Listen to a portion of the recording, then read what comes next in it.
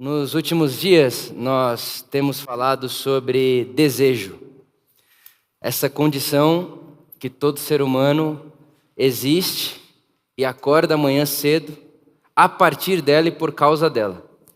Nós somos seres de desejo. O ser humano deseja. E a nossa conversa aqui levou a gente para esse lugar que diz que o nosso desejo é o desejo em sermos desejados. Então, o que é que todo ser humano deseja? Todo ser humano deseja ser desejado. Mas não desejado de qualquer forma. A gente foi evoluindo a conversa e a gente chegou nesse lugar que conta para nós que todo ser humano deseja ser desejado, especialmente em seus dias de outono. Ou seja, especialmente nos dias em que a gente olha no espelho e parece que não tem mais fruto nenhum na nossa árvore. É como se a gente dissesse, olha, o meu desejo é me sentir amado por você e você se sentir amado pelas pessoas que te rodeiam, nos momentos onde você se olha no espelho e não se percebe em seus melhores dias. Esse é o desejo do humano. Esse é o nosso coração, essa é a nossa vontade. E para que isso aconteça, ou para que a gente acredite que isso aconteça, a gente é capaz de muita coisa. E o que o Evangelho conta para nós é que Deus, o nosso Pai, é um lugar muito seguro para a gente repousar esse nosso desejo. Então Deus é um lugar seguro para a gente deixar descansar esse nosso desejo de sermos desejados em nossos outonos. Então Deus te ama para além dos verões e das primaveras da vida. Deus não te acha mais interessante na primavera do que no inverno. Deus não te acha mais legal no dia em que você se acha mais legal. Deus não espera que chegue de novo rapidamente a primavera da sua vida porque Ele não aguenta mais o seu outono. Deus não é esse tipo de gente, pelo contrário. O amor de Deus é incondicional e Ele ultrapassa todas as estações da nossa vida. Ele se sobrepõe a tudo isso. E isso é uma realidade que o Evangelho dá a nós, e é um convite para que creiamos nisso, e não só para que a gente acredite nisso, mas para que a gente se lance nisso. É quase que, Vitor, se derrame nisso. Medite sobre isso. Deixe isso encher o seu coração. Deixe o amor de Deus moldar a sua vida. Deixe o amor de Deus acolher você. Deixe o amor de Deus ensinar você. E é verdade que esse amor nos acolhe de maneira incondicional.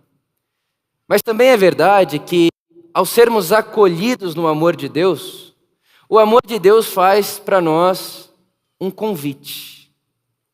Quando você se sente acolhido e se deixa repousar e descansar nesse amor, esse amor de Deus te convida a ir pelo mundo, a ir pela vida, distribuindo às pessoas à sua volta esse mesmo amor que você experimenta de Deus, o nosso Pai.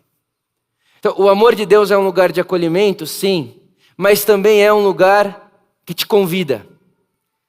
É um lugar que te convoca. É um lugar que pede a você e que abre a você possibilidades de sair pelo mundo distribuindo, doando esse amor gratuito que você recebeu às pessoas e a tudo que existe à sua volta. É um convite.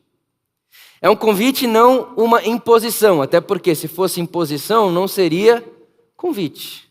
É um convite e não uma obrigatoriedade, até porque se fosse obrigatório não seria convite. E o que eu estou querendo dizer para você é que você aceitando ou não o convite de ir pelo mundo e produzir no mundo aquilo que Deus produz em você é uma escolha sua e minha. E que mesmo que você escolha, mesmo que você decida que não é isso que você quer, que não é esse o projeto que você tem para a sua vida, o amor de Deus não te escapa. Esse é o escândalo do Evangelho. Você pode dar de cara com Deus, virar as costas para Deus, ir na direção contrária de Deus, achando que está se afastando de Deus, mas quando você chega na sua casa, quem te recebe vivo lá é a graça e a misericórdia de Deus. Você pode achar que está indo para longe de Deus, como o salmista Davi, em algum momento na vida dele tentou, e ele foi se esconder longe mesmo, ele procurou o vale mais baixo de todos. Ele falou, vamos esconder no lugar mais baixo da terra. E ele foi lá, fez cabana lá. E quando ele olhou ao redor, ele escreve para nós, ali o amor de Deus estava. Aí ele pensou, estou muito baixo, vou no lugar mais alto. E ele procurou o lugar mais alto. E quando ele chegou lá, fez cabana, olhou em volta dele, ele escreveu para nós, ali também o amor de Deus estava.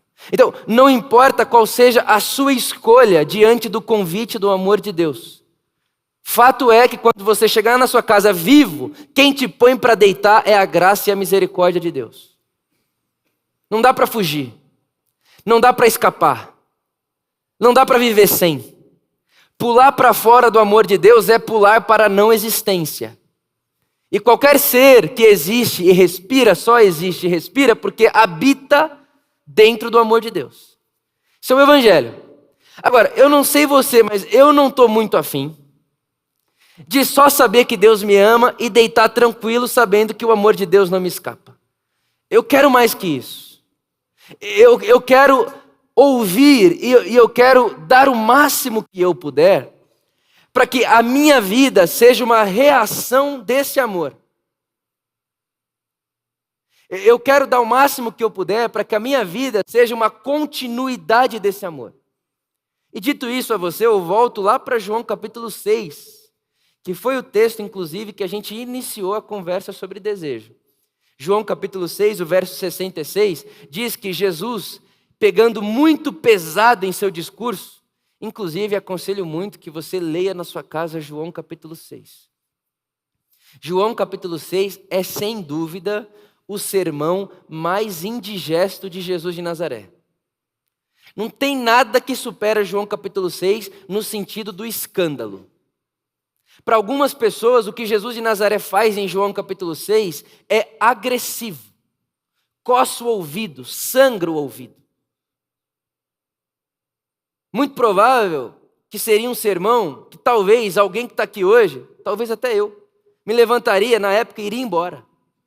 Sairia por essa porta, me despediria das pessoas ali na porta e diria, não dá para voltar mais porque o pastor endoidou.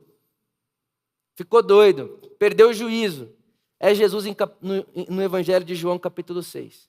Ele começa a falar com um judeu, você sabe, o judeu, ele faz um trabalho na carne para escoar todo o sangue, porque judeu não põe sangue na boca de jeito nenhum, de animal. Aí vem Jesus, um homem, e começa a fazer um sermão dizendo que todo aquele que não come da carne dele e não bebe do sangue dele, não tem parte com ele. Imagina na sua cabeça. O judeu que, diante da lei, foi exposto à realidade de que ele precisa sangrar muito a carne para comer a carne, e que se ele achar que a carne não foi sangrada direito, ele não tem coragem de comer, agora está ouvindo Jesus de Nazaré. Até então, para muitos deles, o Messias, dizer, olha, aquele que não bebe da minha carne, aquele que não come da minha carne, e não bebe do meu sangue, não tem parte comigo. E aí é óbvio que as pessoas ficam agitadas, e elas olham umas para as outras e dizem, eu vou embora.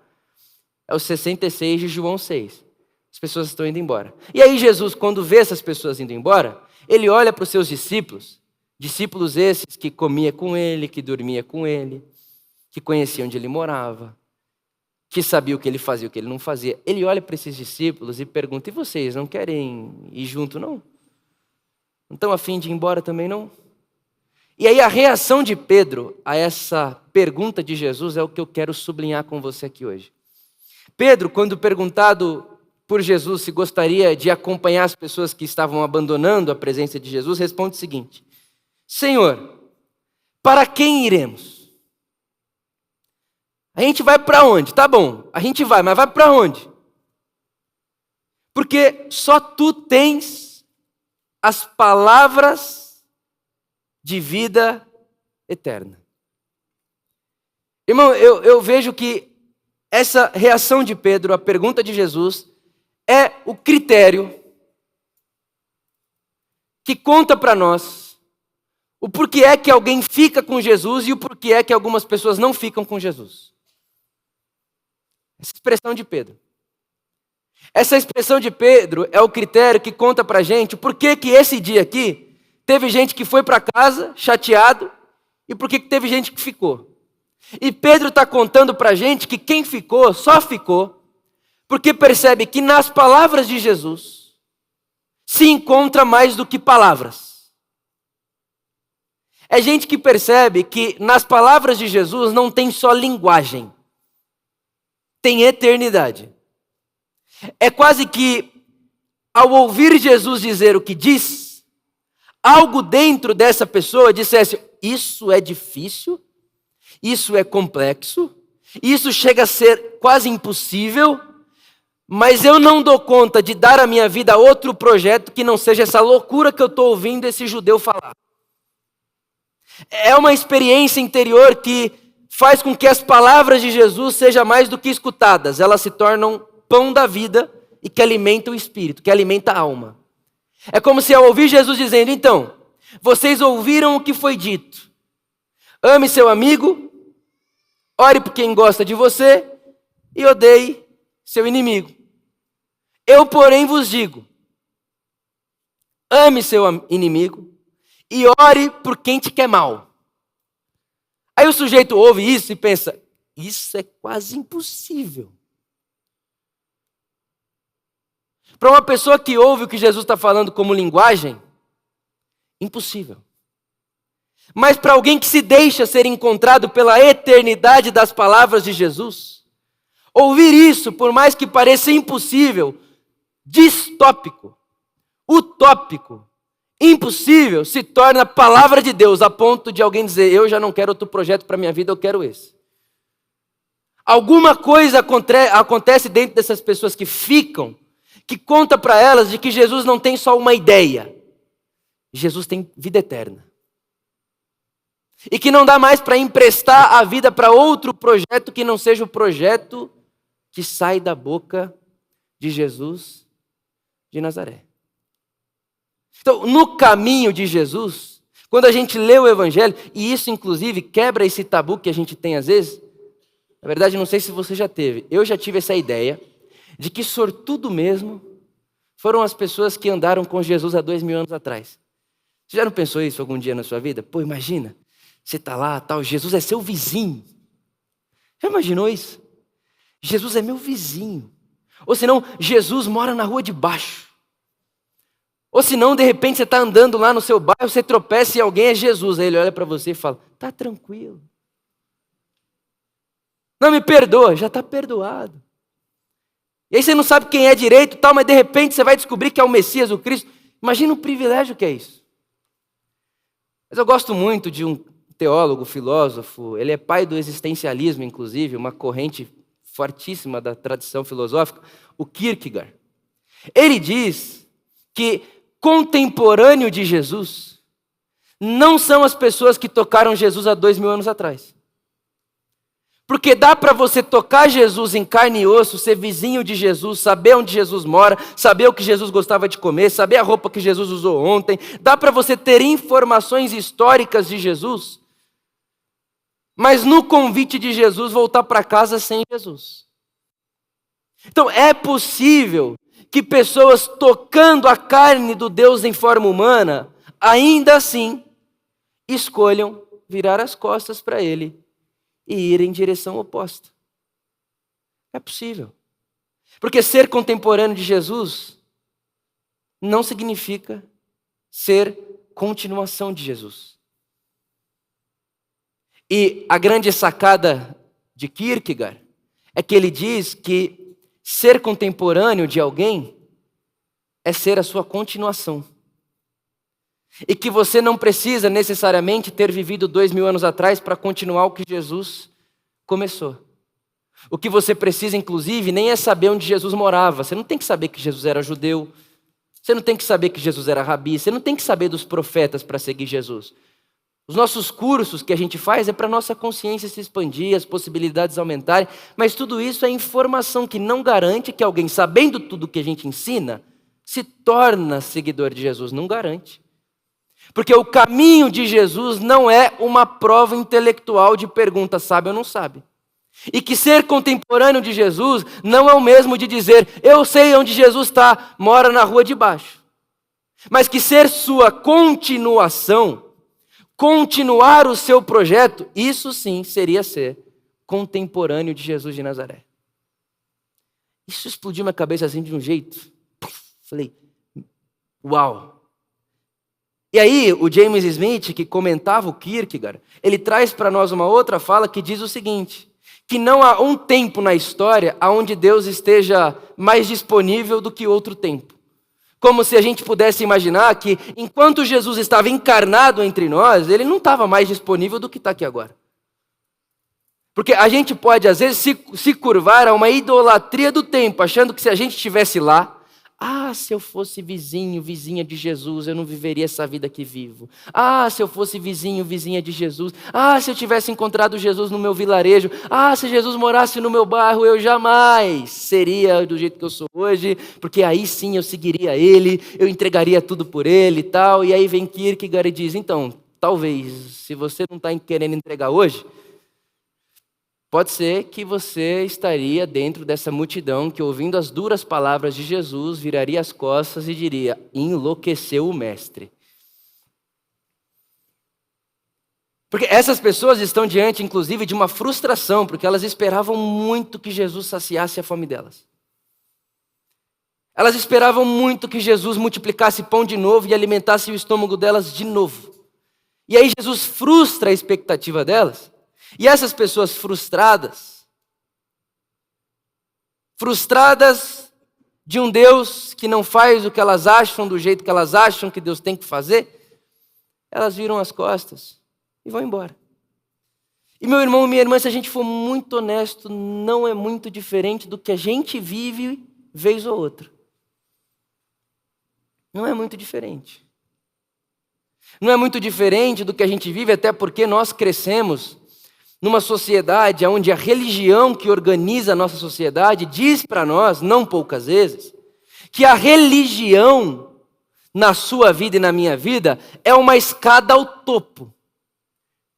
Em última instância, a religião na minha vida e na sua vida é o que nos leva ao céu.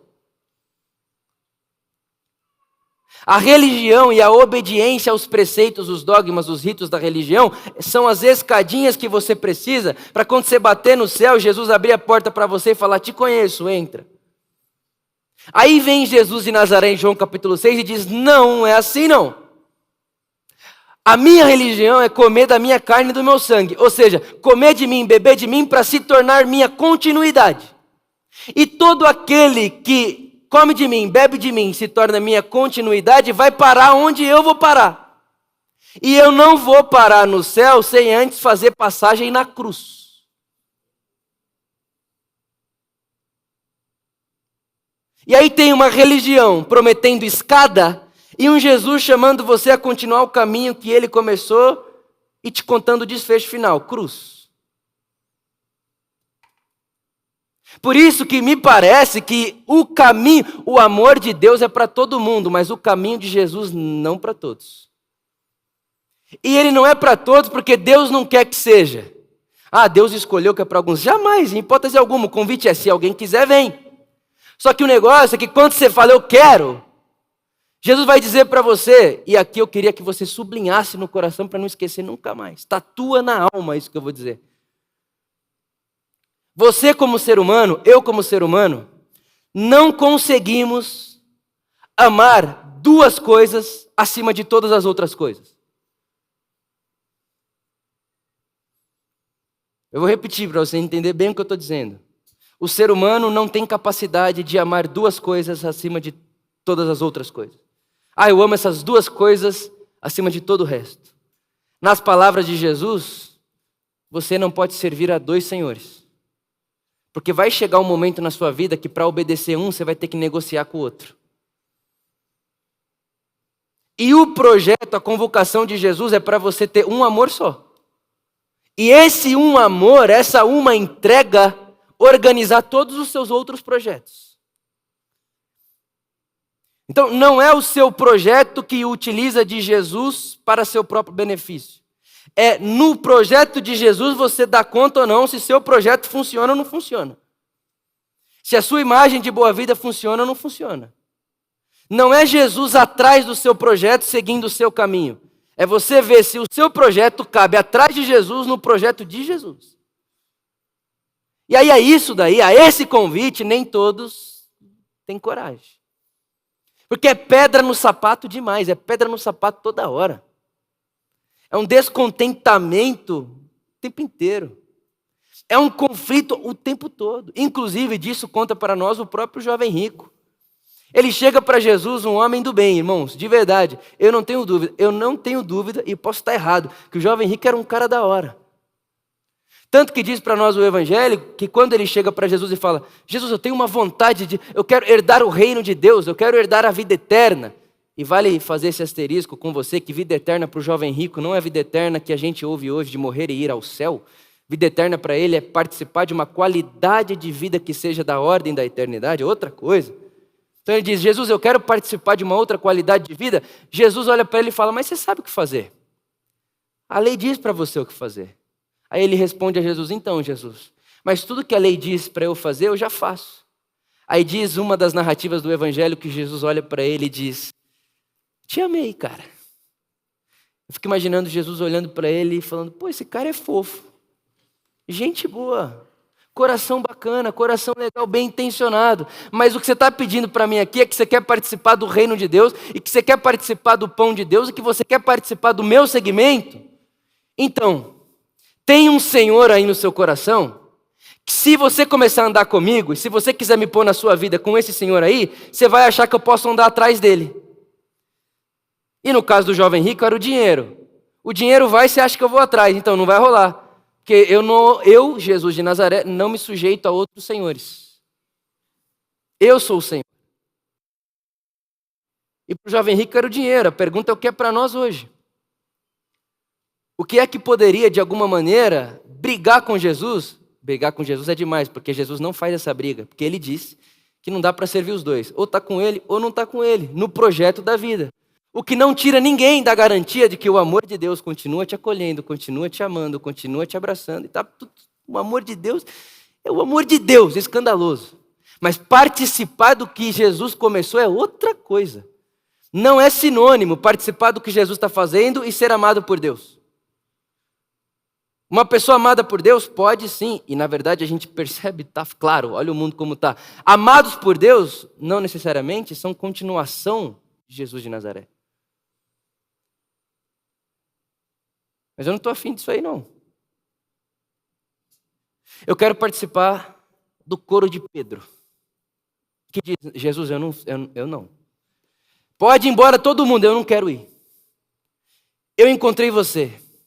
E quando eu ouvi o seu projeto, quando eu ouvi o seu jeito, eu olho, Jesus, e sim, de verdade, é difícil, é pesado, é complexo. O apóstolo Paulo chega a dizer, irmãos, que ele sente dores de parto enquanto ele segue Jesus de Nazaré.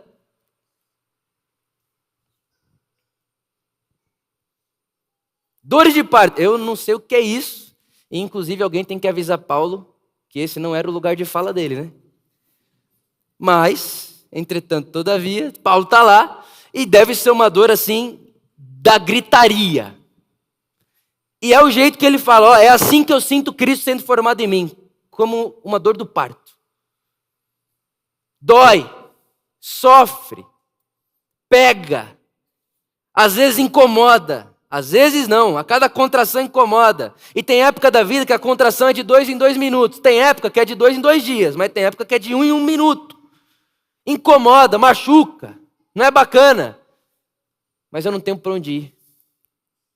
Eu não tenho para onde ir porque quando eu ouço a voz daquele que diz, vocês ouviram como as coisas são organizadas, eu porém vos digo. Quando eu ouço esse eu porém vos digo, o meu coração queima, minha alma fica agitada. Eu olho para aquilo e falo, eu não quero emprestar minha vida a outro projeto que não seja esse. Parece mentira, parece que não dá certo. E Jesus olha e fala, então, não vai dar certo mesmo, eu morri na cruz. Mas tem uma coisa, quem morre comigo na cruz e participa dos meus sofrimentos, também participará da ressurreição da glória de Deus no último dia. Aquele que participa do meu sofrimento também participa da minha glória. Aquele que participa da minha dor também vai participar da minha cicatriz. Então, dentro do acolhimento do amor de Deus por nós, tem um convite. E que você dizendo sim ou não, hoje você pode ir para sua casa de costas para Deus, está tudo tranquilo, Deus vai te pôr para dormir, com todo o amor do mundo. Mas eu oro a Deus para que se multiplique entre nós as pessoas que decidem viver de frente para Jesus. Estou de frente para Jesus de Nazaré. Na expressão do autor de Hebreus, mantendo os olhos fixos no autor e consumador da nossa fé. E obviamente vai ter dia que você vai estar andando pela vida, pela existência, e vai pisar numa pedrinha assim, ó. E aí, quando você pisar na pedra no sapato, é o Espírito Santo. Volta de frente para Jesus. Vamos voltar para cá. Vamos parar de achar só o discurso bonito. Vamos parar de achar legal. É bacana, né? Quando você vai lá na Por Amor, aí o Vitor prega e o Vitor diz, a mesa de Jesus é para todo mundo. Mas na hora de implicar isso lá na sua empresa, quando passa alguém que não é da sua cor, que não é da sua classe, que não é do seu gênero, que tal, que não caminha na mesma sexualidade que você. Aí quando passa lá, aí já é mais complicado. Aí Jesus já vira uma ideia legal. Na prática, Jesus é uma ideia legal.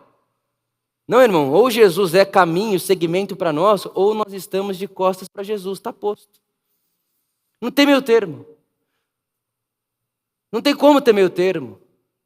Não dá para ter dois senhores. Não dá para sentar numa mesa com Jesus no domingo e achar que vai sentar numa mesa com Jesus e só com os seus na segunda. Porque a mesa de Jesus não deixa ninguém de fora. Só fica de fora da mesa de Jesus quem acha que tem alguém dentro que deveria estar fora. É muito bonita essa mensagem, né? Mas então, essa mensagem tem que encarnar. E ela encarna quando? Quando a gente come das palavras de Jesus, e não só quando a gente ouve. O que você ouve, você não encarna. O que você come, se torna você. É comer da palavra de Deus, comer da palavra de Cristo, para além de ouvir e achar que tem um conhecimento bacana. Para além de ouvir e achar que cresceu a sua intelectualidade, agora sei alguma coisa a mais. Não é saber alguma coisa a mais, é encarnar alguma coisa a mais. E eu trouxe o meu celular hoje porque eu quero ler para você, e eu quero terminar esse sermão lendo para você Gálatas capítulo 5, verso 19, mas eu quero ler na versão da Bíblia Mensagem, Eugene Peterson. Gálatas capítulo 5, verso 19, leio na Bíblia a Mensagem. Todos conhecem o tipo de vida de uma pessoa que só quer fazer o que bem entende. Para te contextualizar, o que Paulo está fazendo aqui é a distinção de pessoas, usando o nosso sermão aqui de contexto, de pessoas que vivem de costas para Deus, que são amadas por Deus, são queridas por Deus, Deus as conhece, Deus sabe o seu nome, mas estão de costas para Deus, e ele vai fazer um contraponto com as pessoas que estão de frente para Deus. Na linguagem de Paulo, são os que estão na carne e os que estão no Espírito. E ele diz, vocês conhecem, né, essas pessoas que vivem a vida e fazem o que bem entendem da forma que entendem. Ou seja, que elas querem o que elas fazem. Isso é gente que está de costas para Deus. Sexo barato, sem amor, vida emocional e mente detonada. Olha o desejo. Busca frenética, mas sem satisfação. Deuses que não passam de peças decorativas, um carro não está bom, 2 carros não está bom, 8 carros não está bom, 12 carros, é decoração de vaidade. Religião de espetáculo, ou seja, o que eu faço com a mão direita, eu faço você saber porque eu quero que a minha religião seja para você motivo de palmas. Isso tudo Paulo está dizendo que é viver na carne. Religião do espetáculo, solidão paranoica, competição selvagem, ou seja, todo mundo é meu adversário. Você é meu rival. Para eu ganhar, você tem que perder. Para eu me dar bem, você tem que se dar mal. Competitividade. O mundo do eu. Construa a sua casa, ponha cerca na sua casa, pague seguro, blinde seu carro e gaste a sua vida se protegendo e desconfiando das pessoas. Porque a qualquer momento alguém pode vir querer ganhar a vida prejudicando você. Isso é a nossa sociedade, estamos aí, estamos aqui agora, inclusive. Se não tiver inclusive vocês viram o tamanho de segurança que tem lá fora. Estamos nessa sociedade. Desesperadora, angustiante. Consumismo insaciável. Inclusive gostei desse termo aqui, acho que pode ser o nome de uma outra série. Consumismo insaciável. Temperamento descontrolado, incapacidade de amar e ser amado, lares e vidas divididas, coração egoísta, insatisfação constante, costume de desprezar o próximo, vê todos como rival, vícios incontroláveis, inclusive a gente aprendeu a chamar alguns vícios de qualidade, né? Então tem aquela pessoa que acha que ela é verdadeira e ela fala do jeito que quer, torto do jeito que quer, arrogante do jeito que quer, mas ela é verdadeira. É maravilha isso aí também. Tristes paródias de vida em comunidade, ou seja, a vida em comunidade é uma farsa, falso. Paulo, e se eu fosse continuar, a lista seria enorme. Então ele está dizendo, ó, a vida das pessoas que estão de costas para Deus é isso aqui. E não sei para você, mas eu conseguiria lembrar de notícias do jornal do nosso tempo que remete a essa realidade aqui, ó. Parece que isso aqui é G1 da semana passada. E aí ele fala, mas vamos falar, Paulo, verso 22, mas vamos falar de quem está virado para Deus. O que acontece quando vivemos no caminho de Deus? Acontece que Deus faz surgir dons em nós. Dons como frutas que nascem num pomar. Que fruta é essa? Afeição pelos outros. Uma vida cheia de beleza. Uma vida serena. Uma vida disposta a comemorar a vida. Um senso de compaixão universal no íntimo de cada um. E a convicção de que há algo sagrado em toda a criação e em todas as pessoas. Nós nos entregamos de coração e compromissos que importam, sem precisar forçar a barra. E nos tornamos capazes de organizar e direcionar sabiamente os nossos desejos e potências. Então, quem é que está vivendo de costas para Jesus? Paulo descreve. Essa pessoa que está de costas para Jesus escapou do amor de Deus?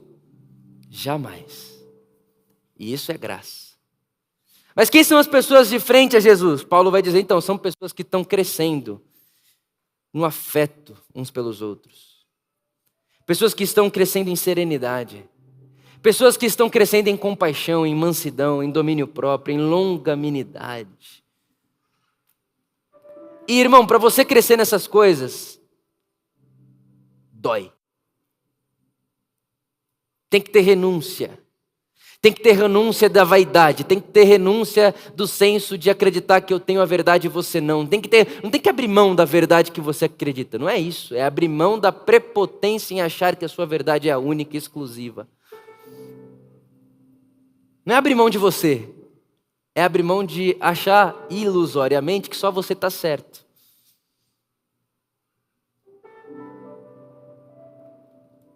São essas pessoas que estão de frente para Jesus, é o que diz Paulo. Hoje mesmo pela manhã saí com o pessoal do Por Amor a uma Vida para dar café da manhã para o pessoal em situação de rua aqui da cidade. Inclusive, tem aqui um dos heróis da nossa comunidade, o Natan. E eu fui com eles e eles conhecem todo mundo aqui na cidade pelo nome.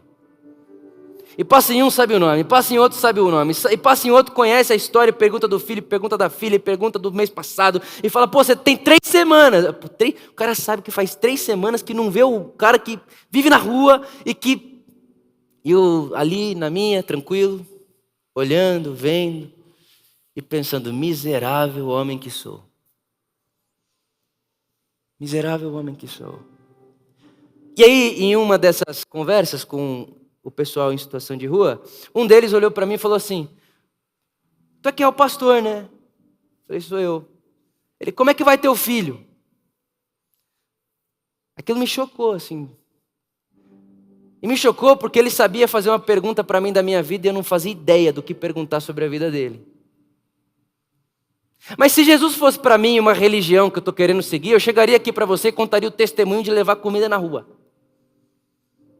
E aí faria aqui um espetáculo para você, e aí você ia para sua casa pensando, pô, você viu, o Vitor foi lá hoje cedo, pregou às 10, chegou aqui às 8 e tal, não sei o quê, porque foi lá entregar. Espetáculo, falsidade, irmão, ilusão. Porque a realidade é que eu estou super, mega, hiper incomodado com a minha fé hoje, porque como é que pode eu não saber o nome dessa pessoa, dessas pessoas, ou não, de nenhuma delas, e não ter o que perguntar a elas sobre a vida delas, sendo que a Por Amor tem sido para elas uma base de existência. Incomoda muito. Eu poderia falar, pô, Jesus, na boa, agradece aí que eu fui. Mas qualquer religião faz esse aplauso, irmão. E fazer filantropia não é ser continuação de Jesus. Ser continuação de Jesus é fazer com Jesus e do jeito de Jesus. Nos motivos de Jesus. Por causa de Jesus. É outra coisa. Então seguir Jesus não é sinônimo de ser amado por Deus. Ou ser amado por Deus não é sinônimo de seguir Jesus. Todo ser vivo no universo, e não só os humanos, tudo que respira, todo átomo que faz relação molecular, toda a energia condensada no mundo que produz e promove para nós matéria para tocar e para pegar como objeto, tudo que respira, tudo que se movimenta é amado por Deus, e só movimenta porque está debaixo dessa graça. Agora, eu não estou afim de só saber que Deus me ama e que é por isso que eu vivo. Eu estou muito afim de ser um contemporâneo de Jesus de Nazaré. E eu oro a Deus para que se multiplique contemporâneos de Jesus de Nazaré entre nós. Que a Por Amor não seja uma igreja que sabe que Deus ama, mas que não sabe dar continuidade a esse amor. E que não consegue encarnar esse amor de uma tal forma que Jesus tenha corpo de novo entre nós. Porque Jesus disse, eu vou, mas não vou deixar o mundo sozinho, eu deixo vocês no mundo. Vá para o mundo e faça no mundo o que vocês me viram fazendo. E para fazer no mundo o que se vê Jesus fazendo, não é suficiente ser vizinho de Jesus. Porque teve vizinho de Jesus que viveu a vida inteira de costas para Jesus. Ser contemporâneo de Jesus é deixar que as palavras de Jesus se tornem dentro de nós mais do que palavras. E vá ganhando força e densidade a ponto de eu não só escutar essas palavras, mas mastigar essas palavras de uma tal forma que de repente, enquanto como as palavras de Cristo, o Cristo vai ganhando carne em mim. E de pedrinha em pedrinha, de incômodo em incômodo, a minha vida vai sendo transformada, a imagem dele. Até o último dia da minha vida. E obviamente, no último dia da minha vida ainda haverão pedrinhas. Porque enquanto estivermos sob essa condição humana, a gente não está pronto. Mas o meu desejo a você, a mim, a nós, é que no dia da nossa morte, a gente se encontre com a morte mais parecido com Jesus do que estamos hoje. E isso para mim é um ótimo lugar para você repousar o seu desejo que continua acordando com você todo dia de manhã. Antes de dizer qual é o próximo emprego que você quer, ou qual é a próxima casa que você quer, põe no topo da lista. Põe de balizador da sua vida, dos seus sonhos. Eu quero me tornar um ser humano mais parecido com Jesus. E independente do que acontecer depois do que eu estou sonhando, ou antes do que eu sonhei, eu vou utilizar de tudo que me acontecer para que Deus tenha liberdade em mim, em deixar que as pedrinhas incomodem os meus pés, para que toda vez que eu pisar torto, para que toda vez que eu pisar de costas para Jesus, o Espírito Santo me lembre que eu tenho que virar para Jesus de novo. E olhando para Jesus de Nazaré que está diante de mim, deixar que a imagem de Jesus de Nazaré que está diante de mim transfigure a minha face. Até o dia que eu, você, que nós alcancemos a estatura perfeita do varão perfeito que é Cristo Jesus nosso Senhor. Meu desejo para mim e para você. Amém.